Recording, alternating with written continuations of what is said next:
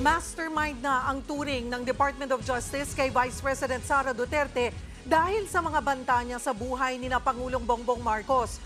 Bukod sa subpoena mula sa NBI, pwede rin daw maharap sa patong-patong na kaso ang bise at matanggalan pa ng lisensya sa pagiging abogado. Nagbabalik si Ria Fernandez. Pag pinatay ako, patayin mo si BBM? Self-confessed mastermind. Yan ang turing ng Department of Justice kay Vice President Sara Duterte. Ito ay matapos niyang isapubliko ang pagkontrata niya raw sa isang hitman para patayin sina Pangulong Bongbong Marcos, First Lady Liza Araneta Marcos at pinsan ng Pangulong si House Speaker Martin Romualdez kapag pinatay siya. The premeditated plot to assassinate the president as declared by the self-confessed mastermind will now face legal consequences.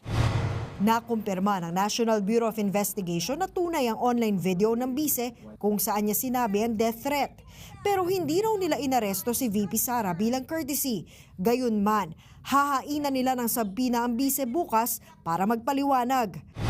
We are giving her chance, due process, to answer yung ibinibintang sa kanya.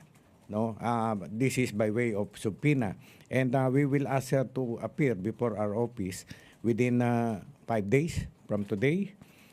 Appear siya sa amin, sagutin niya yung aming mga tanong para mabigyan ng pagkakataon. Ayon pa sa DOJ, gagamitin din nila ang buong puwersa ng pamahalaan para matunton ng sinasabing hitman na pumayag sa utos ng bise. Marami rin posibleng kaharaping kaso si VP Sara, gaya ng grave threat at sedition.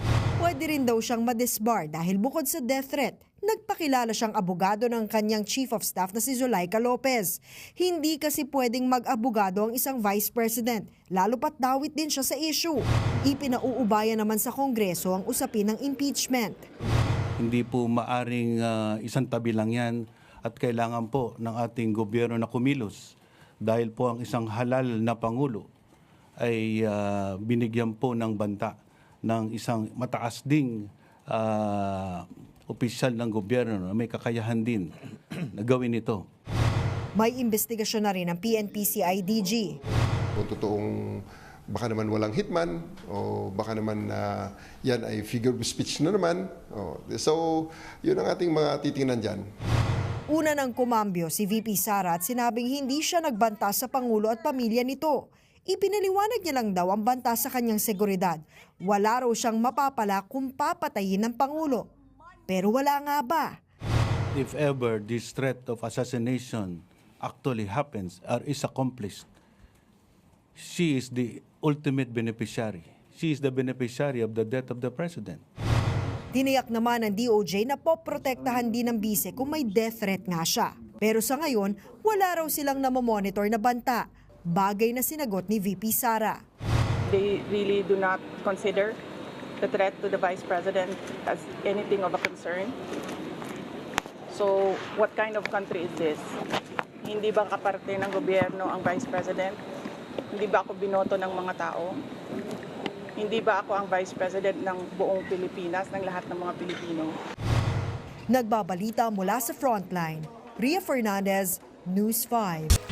Mga kapatid, Cheryl Cosim po, huwag maging huli at maging una sa lahat sa balitaan. Para sa tuloy-tuloy na talakayang sa Frontline, mag-follow at mag-subscribe sa social media pages ng News 5.